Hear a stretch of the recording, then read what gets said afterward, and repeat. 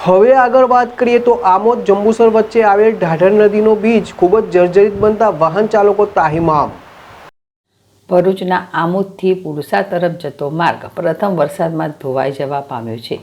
માર્ગ પર ઠેર ઠેર મસમોટા ખાડાઓનું સામ્રાજ્ય જોવા મળ્યું છે।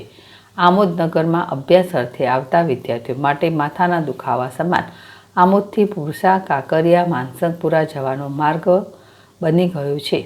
આમોદ તાલુકામાં ફક્ત એક જ ITI આવ્યું હોય, જેના મુખ્ય માર્ગ અને આસપાસમાં પાણી ભરાતા વિદ્યાર્થીઓને ભારે હાલાકી પડી રહી છે।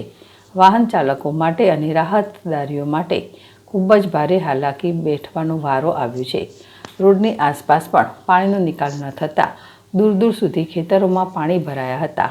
વહેલી તકે મેટલ નાખી માર્ગના ખાડા પૂરવામાં આવે તેવી લોક માંગ ઉઠી છે। યાકુબ પટેલ, ZSTV, ભરૂચ।